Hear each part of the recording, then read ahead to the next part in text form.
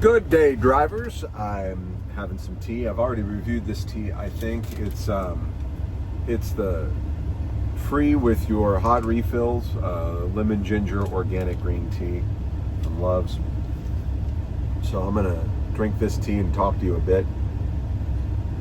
You might have noticed lately that I've been on a kick about liability and stuff like that, and how truckers should be treated better. I mean, this is stuff that people have been saying for like ever and a day. And I just want to, this is just me talking and rambling. I'm just going to talk and ramble. This is a monologuing, really, when it comes down to it. And a lot of people blame deregulation for the situation that we are in as truck drivers today. And they're not wrong. The problem is that deregulation is not the problem in and of itself. It's easy just to say deregulation is bad because, truck drivers had it this way and now they have it this way. Therefore, deregulation is the word we're going to go to, and we're just going to say deregulation bad. And that's just not the case. Really, what it comes down to is people bad. Because in principle, deregulation is why a lot of owner-operators out there can be owner-operators. Deregulation is the reason why trucking could be opened up to more people.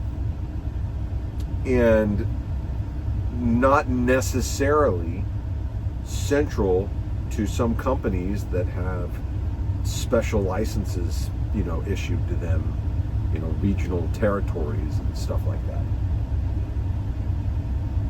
So deregulation in and of itself is not necessarily a bad principle. It's actually a very good principle. It's a very liberty-minded principle. The problem is that people are bad. People are just terrible. I don't think someone is terrible because they want to own a business and they want to make money. I don't think that at all. I think someone is terrible when they want to own a business and make money and they sit back and they say, well, let's see how we can use, manipulate, control, and abuse people to make the most money that we possibly can. I think that's messed up.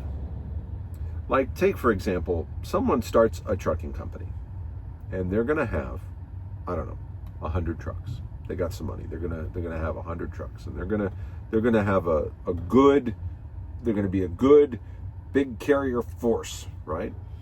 And they sit back and they say, all right, well, I'm gonna have to employ at least 100 drivers. So I'm gonna have to go employ 100 drivers. In turn, I'm going to have to go and compete with these other truck driving companies, and I'm going to have to get freight to move, right? And I'm going to have to be competitive in my pricing, right? Now, I want to pay my employees well. I want to make money because that's why I got in the business to begin with. I got into the business to make money, right? And the drivers are coming along going, well, I'm going to be a truck driver because I want to make money. And, the shippers and receivers, the warehouses, they're in that business because they want to make money. And sometimes those entities are owned by the company itself, and sometimes they're owned by another company. And those companies out there, whether it's a pet food company, a grocery company, a toy company, an adult toy company, a clothing company, whatever, they're in it to make money. And of course, we cannot forget the consumer. They're in it to get a good value. All these things are real things and factors into everything.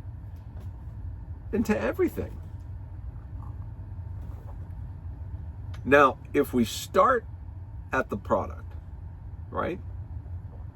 There are certain fixed costs when it comes to making a product, depending upon how much of it you make, what you're making of it, whatever. There are certain fixed costs. You have your, labor cost, you have your materials cost, and then your packaging cost, and sometimes there's transportation in between all those ways. So, like, for example, in the life of a product, right, you have your research and development, that's a cost. Then it goes to manufacturing, that's a cost. Then sometimes it goes from manufacturing to transportation, that's a cost. And then it goes to packaging, right? That's a cost. And then it goes to more transportation, sometimes to a warehouse. That's a cost. Being stored in a warehouse is a cost.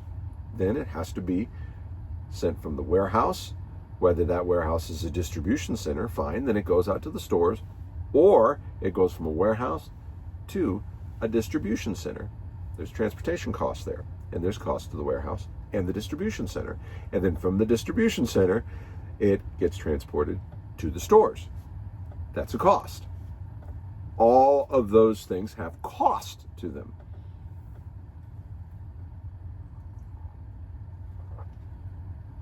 And that's something that we don't think about when we pick up the product on the shelf at the store.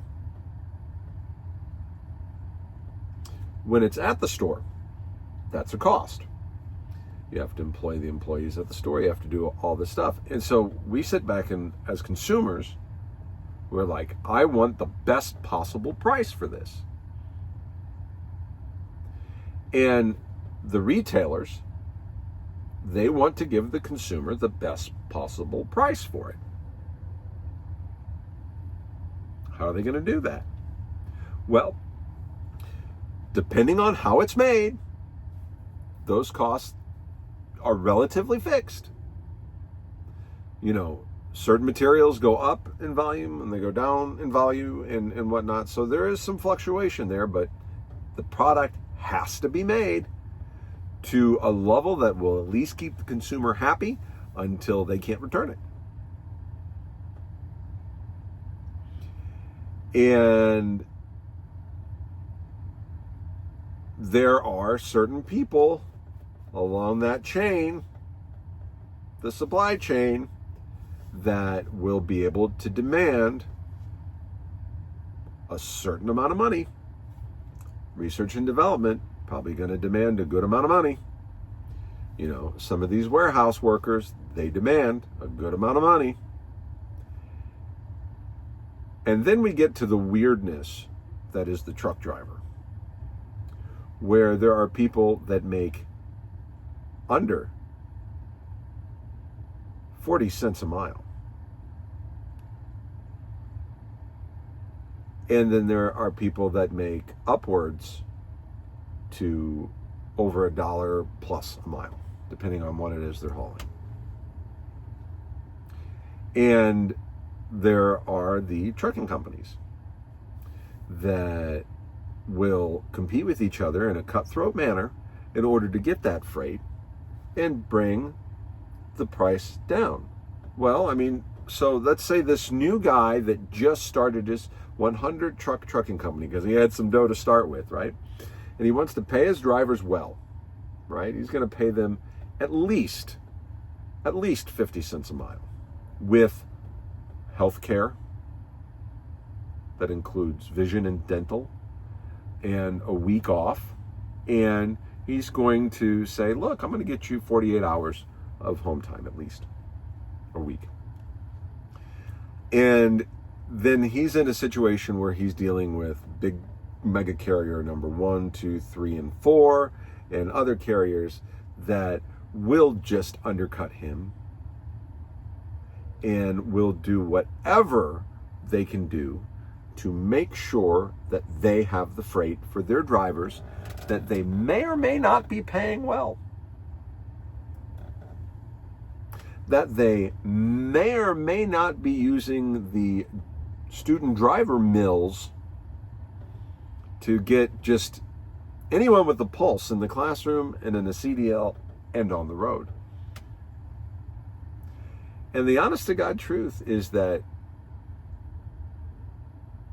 we should be in a position as drivers to where we are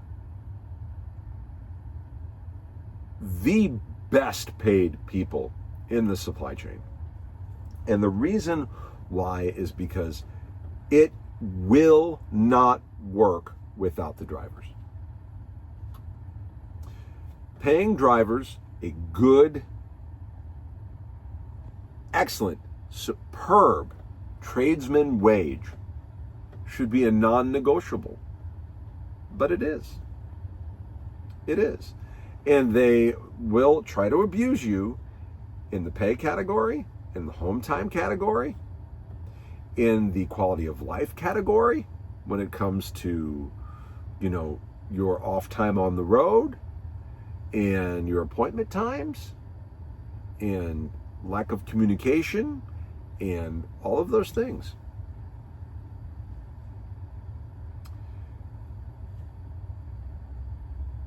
And that is just, it's atrocious.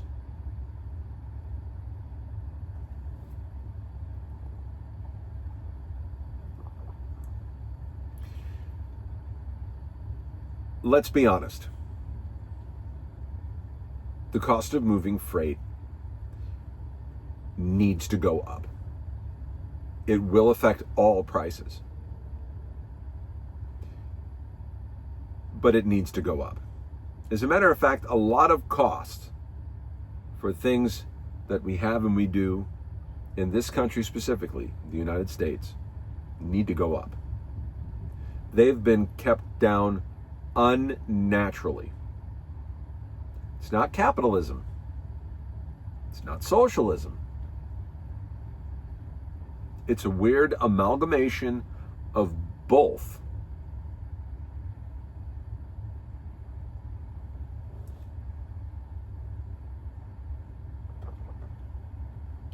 And the skilled tradesmen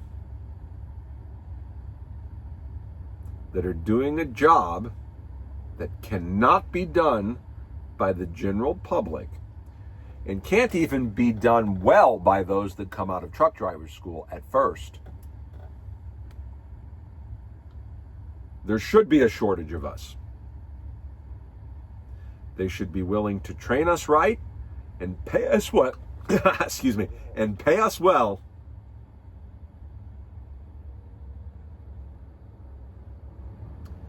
Or they should suffer the consequences of not having enough of us.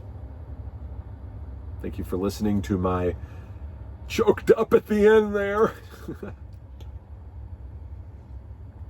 Choked up by my lemon ginger tea monologue today. I know this is a long one. Most of you don't like my long videos. You don't watch them. But to those of you that did, I hope you got something out of it. Talk to you later.